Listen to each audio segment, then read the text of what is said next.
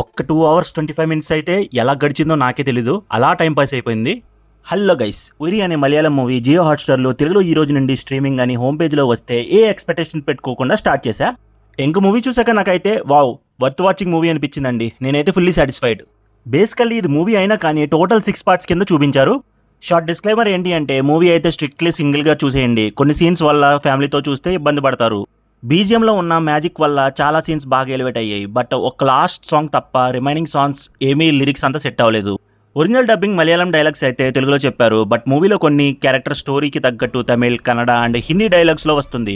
But మీకు అర్థమైతే okay, లేకపోతే సబ్ టైటిల్స్తో చూసేయండి. స్టోరీలో ఉన్న సస్పెన్స్ అయితే లాస్ట్ వరకు బాగా బిల్డ్ చేశారు, కానీ ఎందుకో ఏదో కొంచెం మిస్ అయిందనిపించింది. అదేంటో తెలీదు. మోస్ట్లీ ఒక ట్రూ ఇన్సిడెంట్ బేస్ చేసుకొని మూవీ తీశారు. మేబీ అందుకే కొంచెం డైరెక్షన్లో మనకు అలాగ అనిపించవచ్చు.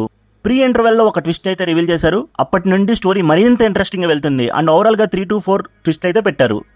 మెయిన్లీ సీన్స్ బ్యాక్గ్రౌండ్ అయితే చాలా న్యాచురల్గా అనిపించాయి. ఇంకా లీడ్ యాక్ట్రెస్గా చేసిన షైమీ కార్ గారు, పోలీసులుగా చేసిన రోషన్ మాథ్యూ గారు, బైజూ సంతోష్ గారు అండ్ ఎస్పెషల్లీ విలన్గా చేసిన వినోద్ సాగర్ గారు అండ్ రిమైనింగ్ క్యాస్ట్ అందరూ టాప్ నాచ్ పర్ఫార్మెన్స్ అయితే ఇచ్చారు. ఇంకా స్టోరీ స్పాయిలర్ లేకుండా బేసిక్ స్టోరీ లైన్ ఏంటి అంటే బావిలో పడి ఒక అమ్మాయి చనిపోతే పోలీసులు ఇన్వెస్టిగేషన్ స్టార్ట్ చేస్తారు. ఎస్పెషల్లీ అసలు మెయిన్లీ పోలీసులకి ఆ విలన్ దొరికితే కావాలని ఎందుకు స్టోరీ మార్చి చెప్పాలనుకుంటాడు.